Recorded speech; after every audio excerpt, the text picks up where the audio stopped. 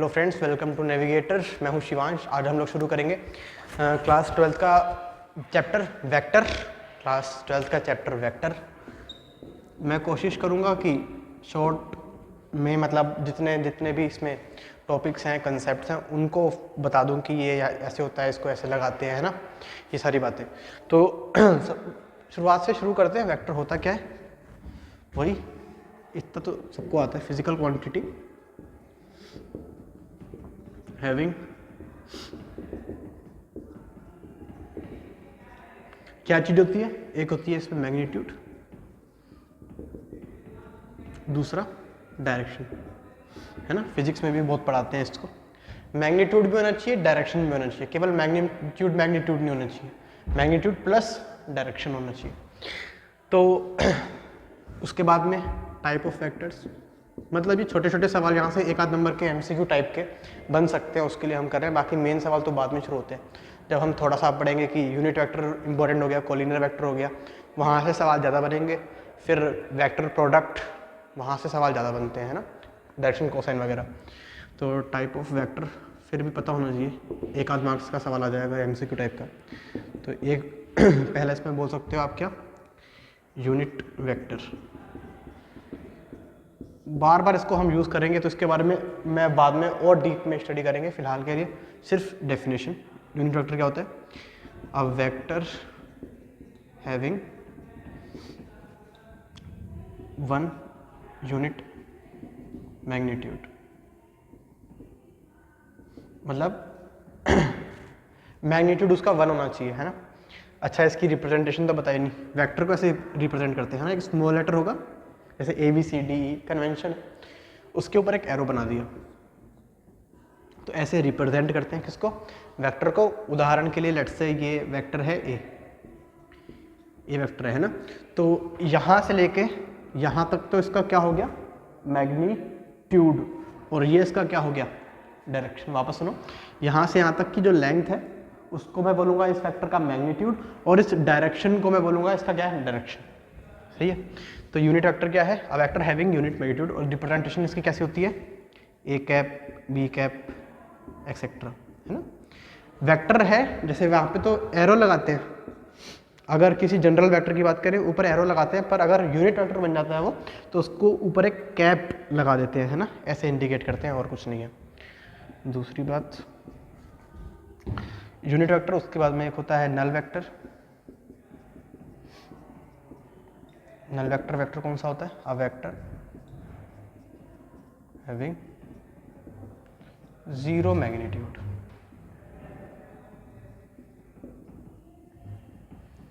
मतलब ऐसा वेक्टर जिसका मैग्नीट्यूड 0 है। तो डिफाइन नहीं क्यों कर रहे हैं? बताएंगे अभी क्यों डिफाइन कर रहे हैं।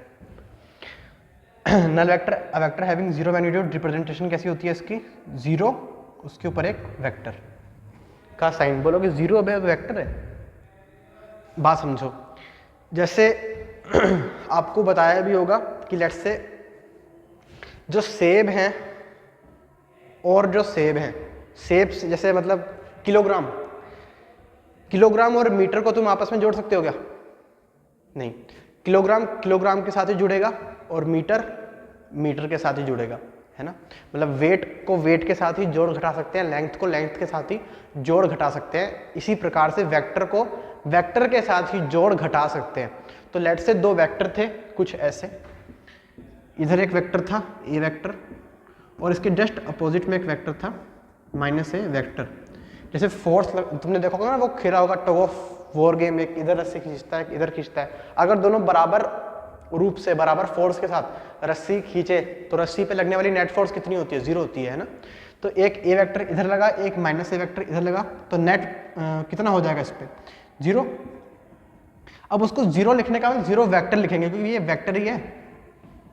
0 तो है, पर ये भी वेक्टर ही काउंट होगा। केवल 0 नहीं लिखेंगे। केवल 0 लिखने का मतलब सिर्फ मैग्नीट्यूड की बात कर रहे हो? नहीं, हम उसके मैग्नीट्यूड की बात भी कर रहे हैं, डायरेक्शन की बात भी कर रहे हैं, इसलिए 0 के ऊपर एक वेक्टर का साइन भी लगाना होता है। मेरे ख्याल से बात समझ में आ गई होगी, ठीक। तो ये यूनिट वेक्टर हो गया, नल वेक्टर हो गया। इसके बाद आपका आता है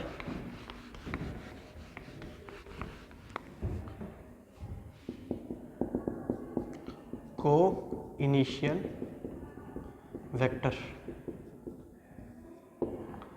vectors vector having same initial point, है ना, सेम इनिशियल पॉइंट्स जिसके होते हैं, जैसे एक वेक्टर ये है लेट्स से ए वेक्टर और इधर है बी वेक्टर, इन दोनों का ही इनिशियल पॉइंट ये है। अच्छा, इसको इनिशियल बोलेंगे, इसको फाइनल बोलेंगे, है ना। जैसे एक वेक्टर ये है अगर, तो ये इसका इनिशियल पॉइंट होता है और जिस तरफ एरो बना होता है ये फाइनल पॉइंट होता है। ठीक है, सिंपल सी बात है। और इसके अलावा अगर कुछ है हमारा, हाँ very important, collinear vector. Collinear vector किसको बोलेंगे? Vector that are parallel to one another. इसको हम और पढ़ेंगे, दो वेक्टर सबसे ज़्यादा पढ़ेंगे हम, एक यूनिट वेक्टर पढ़ेंगे और एक कोलिनियर के बारे में काफ़ी पढ़ेंगे, है ना। तो कोलिनियर वेक्टर कैसे हैं? जैसे लेट्स से एक वेक्टर ये है ए वेक्टर और कोई वेक्टर यहाँ पे मैंने बनाया बी वेक्टर। तो देखो ये दोनों वेक्टर आपस में पैरेलल है, सेम ही डायरेक्शन में इंडिकेट कर रहे हैं, लेंथ अलग है उससे फर्क नहीं पड़ता। तो ऐसे वेक्टर्स कोलिनियर कहलाएंगे। अब मे बी ये भी हो सकता है कि ए वेक्टर इधर है और बी वेक्टर इसके जस्ट अपोजिट डायरेक्शन में, तब भी ये कोलिनियर ही कहलाएंगे। मतलब पैरेलल डायरेक्शन में हो, भले सेम डायरेक्शन में हो, भले अपोजिट डायरेक्शंस में हो, पैरेलल होने चाहिए। ये भी कोलिनियर है और ये भी कोलिनियर है, दोनों ही आपस में क्या कहलाएंगे? Collinear vector. क्लियर है? इनको हम डीप में और पढ़ेंगे अभी सबसे ज़्यादा।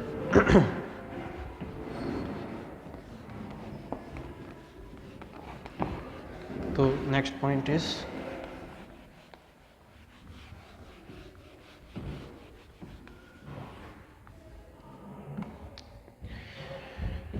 Position vector.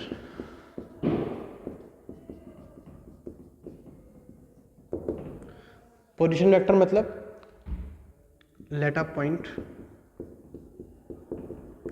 In space be x comma y comma z, है ना, then vector associated with it is x I cap plus y j cap plus z k cap। ये i cap j cap k cap क्या होता है मैं बताऊंगा अभी, है ना। तो लेट्स से ये आपका स्पेस है, यहाँ पे एक पॉइंट था x y z, ऐसे रिप्रेजेंट करते थे। जब 2D की बात होती थी तो केवल x y आता था, 3D की बात होती थी तो एक z भी आ जाता था। तो कोई पॉइंट है प्लेन में p, प्लेन नहीं सॉरी स्पेस, 2D में प्लेन 3D में स्पेस, पॉइंट था p जिसके कोऑर्डिनेट थे x y z, तो कहता है पोजीशन वेक्टर। मतलब अगर ओरिजिन से इसकी तरफ पॉइंट करता हुआ एक वेक्टर बनाया, ओरिजिन और इस पॉइंट को जोड़ दिया, ओरिजिन और इस पॉइंट को जोड़ दिया, ये ओरिजिन था, इन दोनों को जोड़ा तो जो वेक्टर बना उसका नाम रखा O P vector, O P vector. और उसके दिखाने का तरीका हुआ x i cap plus y j cap plus z k cap, ऐसे। ठीक है, कुछ नहीं करना है, एक्स वाई जेड के आगे आई कैप जे कैप और के कैप लगा देना है। यहाँ पे ये जो एक्स वाई और जेड है इनका नाम भी होता है एक, इनको क्या बोलते हैं? एक्स वाई जेड को क्या बोलते हैं? Direction ratios. क्या बोलते हैं बोलो?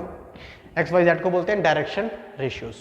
ठीक है, तो सिंपल सी बात है, कोई पॉइंट दिया तो उसके करस्पॉन्डिंग पोजीशन वेक्टर इस प्रकार से लिखते हैं। ठीक, फिर नेक्स्ट चीज,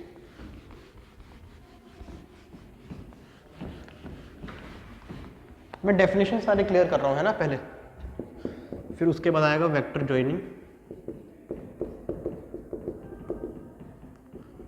टू पॉइंट्स।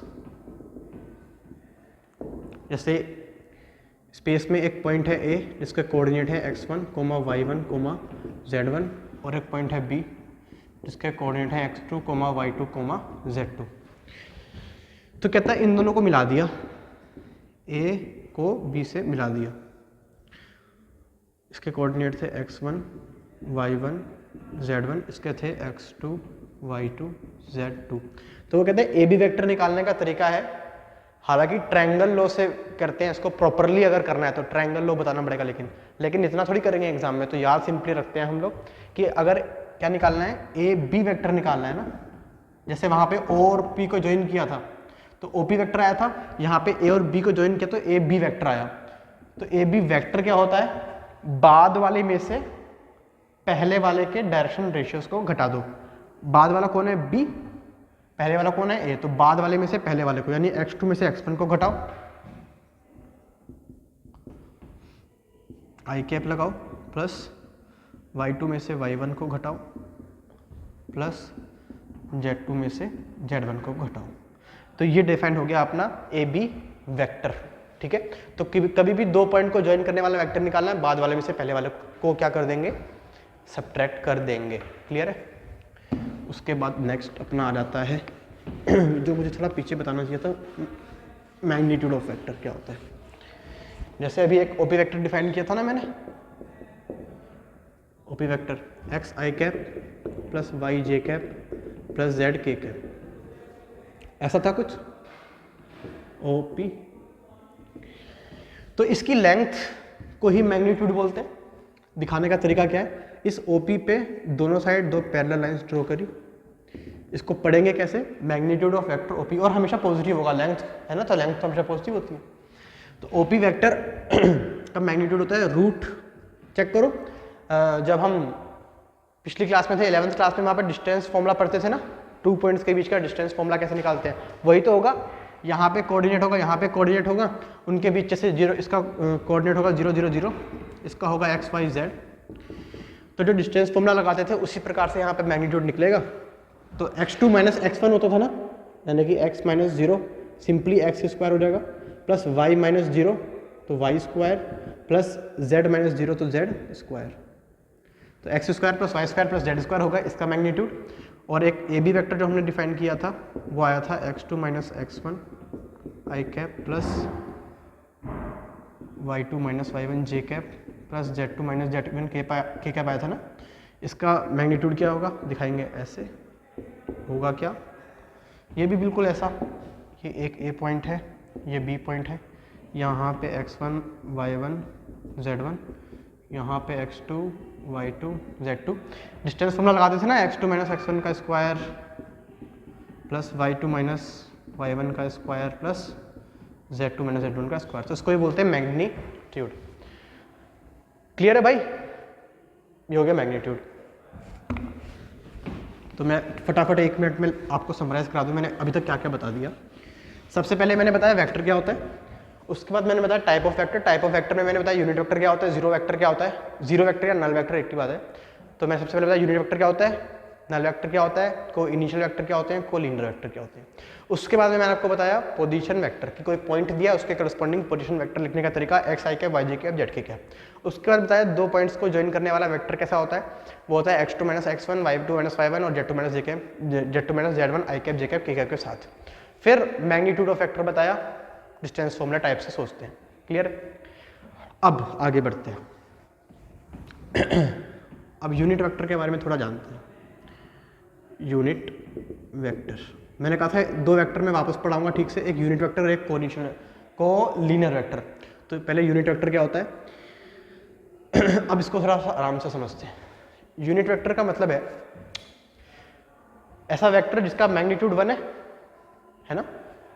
तो हमेशा याद रखना कोई भी वेक्टर है ना, जैसे लेट से ए वेक्टर है तो वो दो चीज से मिलकर बना है, एक लेंथ या मैग्नीट्यूड, दूसरा डायरेक्शन। तो इस ए वेक्टर की लेंथ कितनी होती है, अभी बताया था मोड ए से दिखाते हैं, याद है ना, जैसे ए बी वेक्टर के मैग्नीट्यूड को दिखाते थे मोड ए बी से, है ना। तो इसकी कुछ लेंथ होगी, इसकी कुछ लेंथ होगी और ये किसी डायरेक्शन में भी तो होगा, उस डायरेक्शन को लिखने का तरीका है ए कैप। ए कैप याद है, यूनिट वेक्टर। मतलब आपको लेट्स से कोई बोला कि यूनिट वेक्टर ना ये ए कैप, इसकी लेंथ है 1, यूनिट वेक्टर तो लेंथ 1 होगी पता ही है ना। वो आपसे बोलता है कि इस वेक्टर के डायरेक्शन में मुझे एक ऐसा वेक्टर बताओ, इस वेक्टर के डायरेक्शन में मुझे एक ऐसा वेक्टर बताओ जिसकी लेंथ है 5। तो कुछ नहीं करना है, 5 से मल्टीप्लाई कर देंगे, वेक्टर वही रहेगा, बस इसकी लेंथ को 5 कर देंगे, तो वेक्टर क्या हो जाएगा, ये वाला बड़ा, ये इनिशियल वेक्टर ए कैप था तो ये बड़ा क्या हो जाएगा 5 कैप। लेंथ में तो चेंज होगा, बस डायरेक्शन तो सेम है, बस लेंथ में तो चेंज होगा। तो ये मोड ए और ए कैप हो गया, ठीक है। तो यहाँ से ए कैप निकालने का जो फॉर्मूला है वो क्या है, a upon mod of a vector, ठीक है। कोई वेक्टर होगा ए, उसके करस्पॉन्डिंग जो यूनिट वेक्टर है वो ये होता है, ठीक। अब कोलिनियर वेक्टर के बारे में थोड़ा जानते हैं। तो ये याद रखना है ना कि कभी भी आपको इसको, चलो इसके बारे में एक सवाल भी बताता हूँ, इस प्रकार यहाँ पे सवाल किस टाइप के बन सकते हैं। तो एक वेक्टर देगा, बोलेगा कि इसी वेक्टर के डायरेक्शन में मुझे आप लेट्स से 10 मैग्नीट्यूड का एक डायरेक्शन बताएं। जैसे मैं एग्जांपल ले लेता हूँ, ये वेक्टर देगा आपको 2i cap plus 3j cap plus 4k cap. बोलेगा इसी वेक्टर की डायरेक्शन में मेरे को आप क्या बताएं, एक ऐसा वेक्टर बताएं जिसकी लेंथ है 10। तो अब सबसे पहली स्टेप क्या होती है, step 1 find unit vector. Unit vector निकालेंगे, मतलब हमारा प्लान क्या है, सिंपली कि मैं एक लेंथ का वेक्टर निकालूंगा इसके डायरेक्शन में, उसको 10 से मल्टीप्लाई कर दूंगा, आ जाएगा। वापस सुनो, एक लेंथ का वेक्टर निकालूंगा इसकी डायरेक्शन में, एक लेंथ का वेक्टर निकालूंगा इसकी डायरेक्शन में, उसको 10 से मल्टीप्लाई कर दूंगा,